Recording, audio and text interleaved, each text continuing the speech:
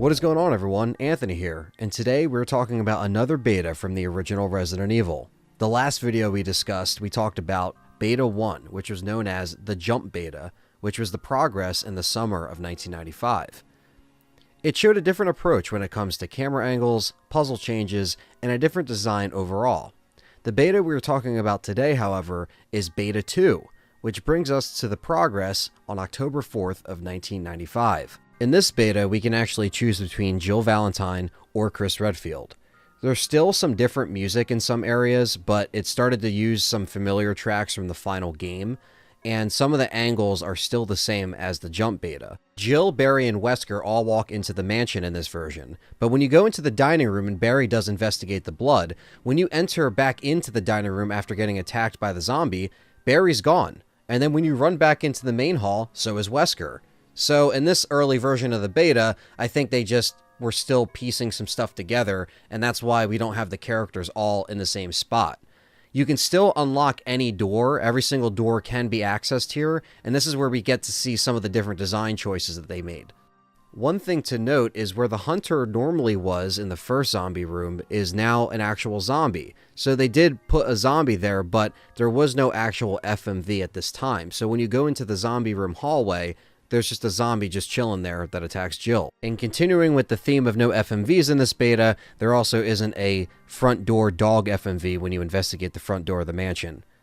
When you head into the blue statue room, however, Kenneth's body is no longer there like it was in the Jump beta. It still looks the same, and it still has that same tone of blue and the different design, but it doesn't have Kenneth's body, so maybe they were thinking of where they wanted to put him at this point. So obviously with Beta 2, you can explore the Spencer Mansion a lot more, and you can actually go out to where Forrest's body is found in the balcony. Now his body looks a little bit different from the final version here, even with him being dead, but he doesn't even have a weapon by his side, so maybe it was something they were still adding in as far as the grenade launcher. Another room you can explore is on top of the dining room, where it usually has the statue with the blue jewel, but that statue or the jewel doesn't even exist up here in this beta version. And if you go to the single door downstairs across from the dining room, right next to the blue double doors, that is actually where the Magnum is found in this beta. So they originally had the Magnum behind this door. So this is the room where the dogs break through the windows and scare the hell out of the audience back in 1996. But in this beta, the spiders are actually here. So in the final version of the games, the spiders do end up in this room when you come back to the mansion to deal with the hunters, but it's very interesting that they were originally here first, and they ended up making a decision that was really effective because people still talk about that scare to this very day back when they first played the game. Another little room difference to point out is where you grab the shotgun.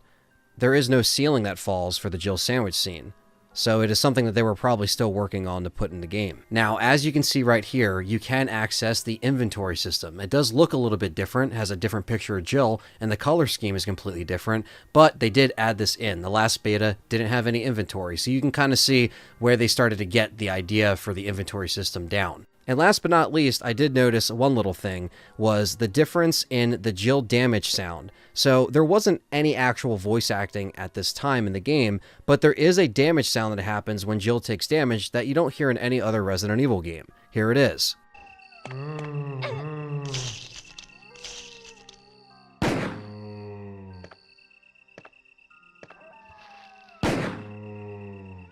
And of course, this version of the beta ends with the yawn snake, but this design of the yawn does look closer to the final game as opposed to the Jump beta.